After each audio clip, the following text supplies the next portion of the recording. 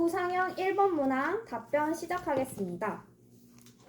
지금 제시문 속에 A가 겪고 있는 문제의 원인을 세 가지 말씀드리고 각각 해결 방안까지 말하도록 하겠습니다.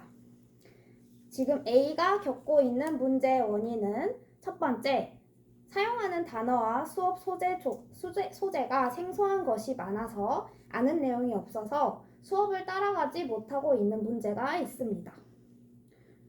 이는 학생의 가정 내 문화자본의 차이가 있어서 발생하는 것이라고 생각합니다.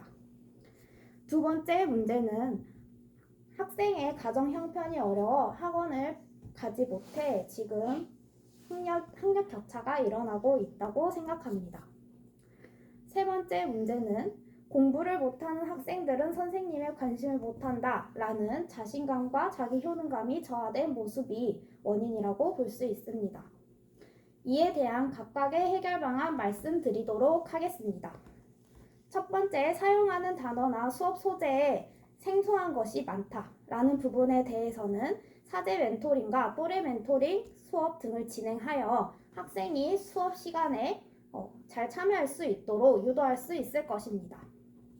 두 번째, 가정 형편이 어려워 학원을 다니지 못하는 상황에 대해서는 교육청 프로그램과 연계한 두드림 학교 운영을 하도록 하겠습니다.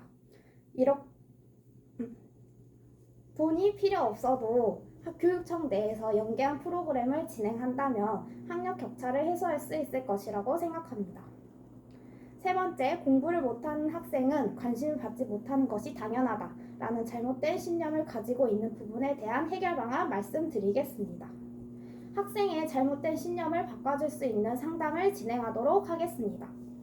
공부를 잘하든 못하든 너는 그 자체로 의미 있는 사람이라는 것을 알려주고 학생의 강점을 찾아주겠습니다.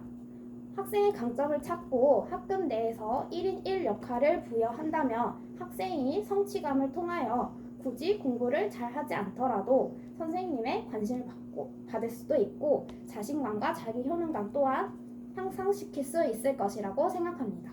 이상입니다. 구상형 2번 문항 답변 드리겠습니다.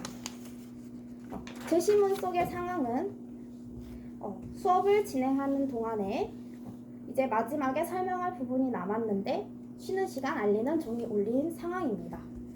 제가 만약 이 수업 상황이라면 저는 A처럼 행동하도록 하겠습니다. 왜냐하면 첫 번째, 아이들의 쉬는 시간을 보장해야 한다고 생각하기 때문입니다. 교사의 수업권도 중요하지만 아이들이 더 다음 시간에 잘 학습하기 위해서는 쉬는 시간에 충분하게 쉬어주는 것이 중요하다고 생각합니다. 두 번째, 이를 통해 다른 교사의 수업에 방해가 될 수도 있다고 생각합니다. 예를 들어 체육 시간에 쉬는 시간까지 체육 수업을 진행한다면 아이들이 다음 수업에 대한 준비를 제대로 하지 못하여 다른 교사의 수업을 방해하는 경우도 있기 때문입니다. 마지막으로 수업 진도에 급급해 하지 않아야 한다고 생각합니다. 차라리 오늘 배운 내용을 짚어주며 정리한다면 아이들도 오늘 배운 수업 내용을 더 잘 이해할 수 있을 것이라고 생각합니다.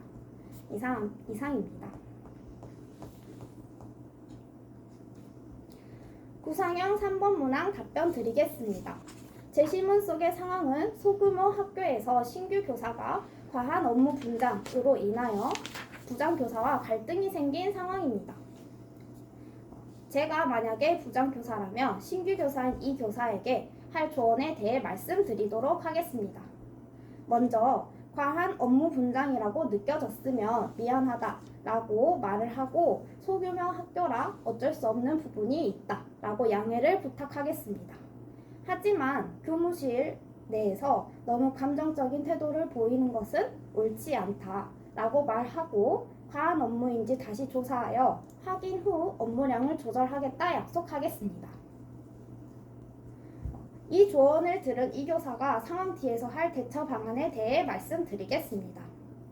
한 줄이어도 업무가 많을 수 있고 세 줄이어도 업무가 적을 수도 있으니 이전 교사에게 다시 확인을 해보도록 하겠습니다. 또한 어쩔 수 없이 과한 업무를 그대로 진행하게 될 경우에 동교과 협의회를 활용하여 다른 선배 교사들에게 업무를 배우도록 하겠습니다. 이 상황에서 이 교사에게 필요한 인성적 자질 2가지에 대해 말씀드리겠습니다. 첫 번째, 감정 조절 능력입니다. 부당한 일일지라도 공개적인 장소에서 감정을 표출하는 것은 옳지 않다고 생각합니다. 따라서 감정을 배제하고 자신의 의견을 피력할 줄 아는 감정 조절 능력이 필요하다고 생각됩니다. 두 번째, 협력적 태도입니다.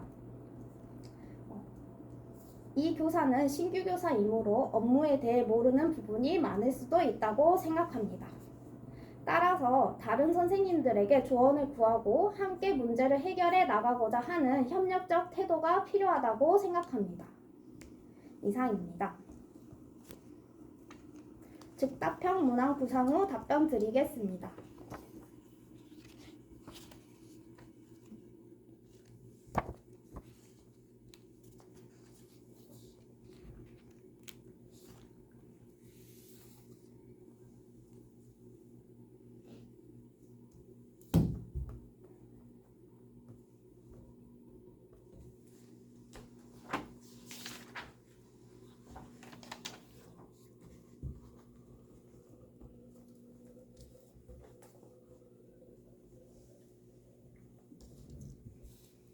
즉답형 문항 답변 드리겠습니다. 제가 1학년 담임을 맡게 된다면 1학년 학생들에게 전해주고 싶은 내용 2가지에 대해서 말씀드리겠습니다.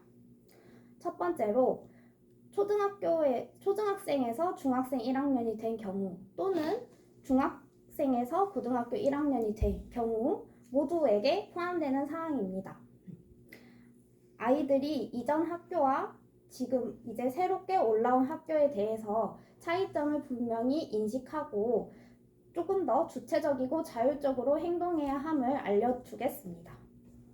그러나 너무 주체적으로 자율적으로 행동한다는 것은 규칙을 지키지 않는 것이 아니다 라는 것을 알려주어 아이들이 학교 규칙에 잘 적응하고 그 속에서 성장해 나갈 수 있도록 아이들에게 그러한 내용을 전해주도록 하겠습니다.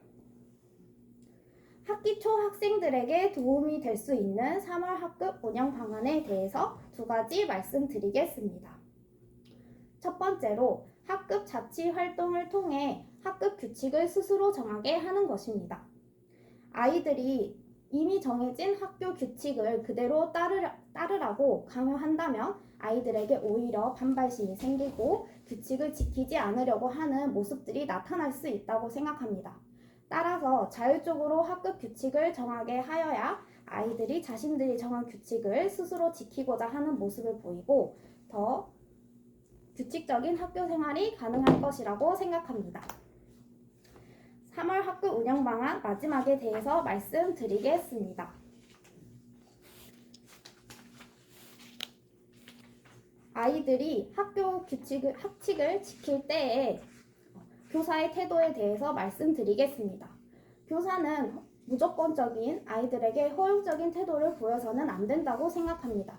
따라서 아이들의 감정을 수용하고 그러나 아이들이 규칙을 지키지 않았을 때나 안전사고 등 잘못된 행동을 할 수 있는 부분이 발견되었을 때는 단호하게 아이들을 지도할 수 있어야 한다고 생각합니다. 따라서 학급 긍정 훈육법을 통하여 아이들에게 다정하지만 단호한 교사가 단호하게 학급을 운영하도록 하겠습니다. 이상입니다.